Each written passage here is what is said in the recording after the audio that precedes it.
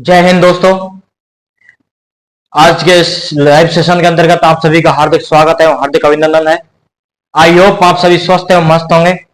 दोस्तों, अधिगम की श्रृंखला के अंतर्गत हम आज जिस पार्ट के बारे में चर्चा कर रहे हैं वो है अधिगम के उपागम या लर्निंग अप्रोच।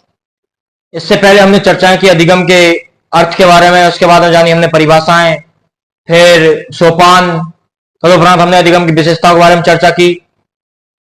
इससे जस्ट बाद जो वीडियो थी हमारी उसके अंतर्गत हमने चर्चा की अधिगम को प्रभावित करने वाले कारकों के बारे में। जस्ट पिछली क्लास में हमने जो चर्चाएं की उसके अंतर्गत अधिगम के जो नियम थे, जो थॉर्नडाइक महोदय ने नियम दिए थे, उनके बारे में चर्चा की थी।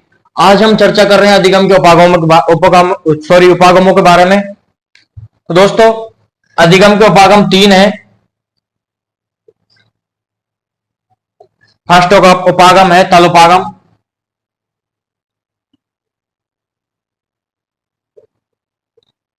या बॉटम अप्रोच। सेकंड उपागम की बात करें हम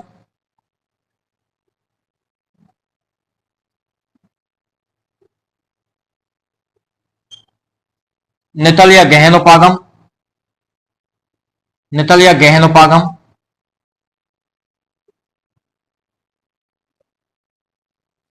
इसके ये इंस्टेंसिव अप्रोच होती है।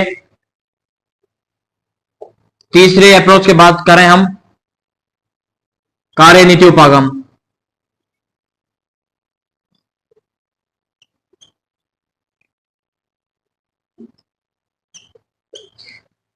तो हम दोस्तों सबसे पहले हम जान लेते हैं कि तल उपागम क्या होता है, नितल उपागम क्या होता है और कार्यनीति उपागम क्या होता है। दोस्तों, तल उपागम की चर्चा करें तो उसके बारे में हम ऐसे जान सकते हैं कि जैसे 10th 12th की एग्जाम आ जाए या फिर बीए की कोई भी एग्जाम आ जाती है हमारे सामने, तो हम क्या करते हैं कि जैसे बंदी एक सीरीज वगैरह ले आते हैं या फिर एग्जाम के मॉडल पेपर है उनको सॉल्व कर लेते हैं, अर्थात ऊपर ऊपर से अध्ययन कर लेते हैं। इसकी चर्चा करें तो इस उपागम के अंतर्गत विद्यार्थी विषय वस्तु को ठीक से समझने की बजाय वे मात्र पूर्वानुमानिक जो प्रश्न होते हैं या फिर जो सूचनाएं होती हैं उनको स्मरण कर लेता है या याद कर लेता है, रट लेता है। वह इस कार्य को किसी बाहरी दबाव के अंतर्गत करता है, अर्थात उसे अंदाजा हो गया कि एग्जाम आ रही है और वो फेल हो जाएगा एग्जाम में, तो वो तलोपागम करता है। इसके बाद में हम नितलोपागम की बात करें तो इसके अंतर्गत किसी भी विषय वस्तु को गहनता से अध्ययन किया जाता है, अर्थात इस उपागम में विद्यार्थी का उद्देश्य अधिगम सामग्री के अर्थ को समझना होता है। यह क्रियाशील होकर अध्ययन कराता है। ये किसी भी चीज को, जो किसी भी वस्तु है या फिर किसी भी के चीज का अधिगम करना हमें, तो उसके बारे में पूर्ण रूप से जानकारी प्राप्त करने के लिए नितल उपागम का उपयोग करते हैं। तदुपरांत कार्यनीति उपागम की हम बात करें, इसके अंतर्गत तल और नितल उपागम दोनों आते हैं। इसका मेन मोटिव होता है कि एक निश्चित आवधिक एग्जाम होती है, उसके अंतर्गत अधिक से अधिक अंक हमें अर्जन करने होते हैं, इसलिए इस कार्यनीति उपागम को लागू किया जाता है। अब हम साइकोलॉजिकल बात करें इसके नियमों की, उदाहरणों की, परिभाषाओं की, तो इनके अंतर्गत तदुपागम की सबसे पहले हम बात करें तो बॉटम अप्रोच। इस उपागम में विद्यार्थी विषय वस्तु को ठीक से समझने के बजाय वह मात्र पूर्वानुमानिक प्रश्न होते हैं या फिर उन्हें लगता है कि ये एग्जाम आ सकते हैं क्वेश्चन, उनको पढ़ता है, उनसे संबंधित सूचनाएं प्राप्त करता है, उनको याद करता है, स्मरण करता है, रट लेता है।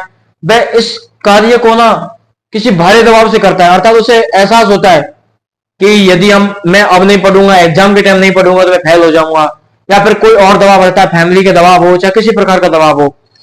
तो तलोपागम के बाद हमने चर्चा की नितल उपागम की या गहन उपागम की। इसके अंतर्गत दोस्तों विद्यार्थी का जो उद्देश्य होता है वो अधिगम सामग्री को के जो अर्थ होता है उसको समझना उसका मेन मोटिव होता है, कि वो चाहता है कि किसी भी अधिगम सामग्री के बारे में मुझे विस्तृत रूप में चर्चा हो जाए, या जो मेन जो अर्थ है उसके बारे में मुझे ज्ञानार्जन प्राप्त हो।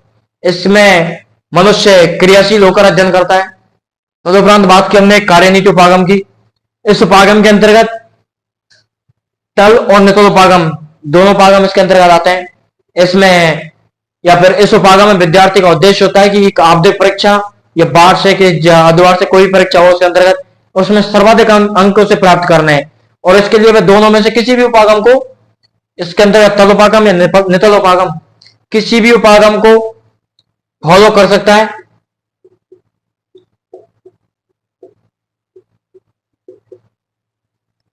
और तदुपरांत वह इसके जो कार्यनीति उपागम है इसके अंतर्गत अध्ययन जो विधि होती है उसे सुनियोजित कर सकता है, वह सुव्यवस्थित हो।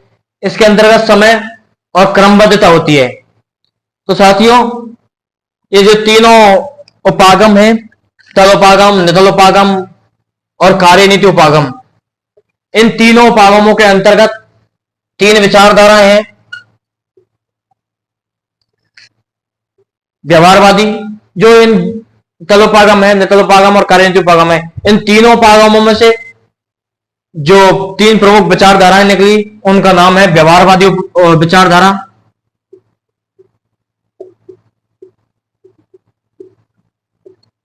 संज्ञानवादी विचारधारा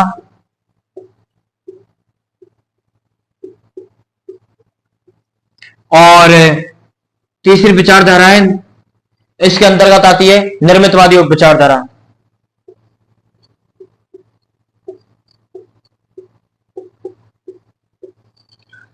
तो दोस्तों, व्यवहारवादी विचारधारा क्या होती है, संज्ञानवादी क्या होती है और निर्मितवादी क्या होती है, इसके बारे में तो हम नेक्स्ट क्लासों में चर्चा करेंगे ही।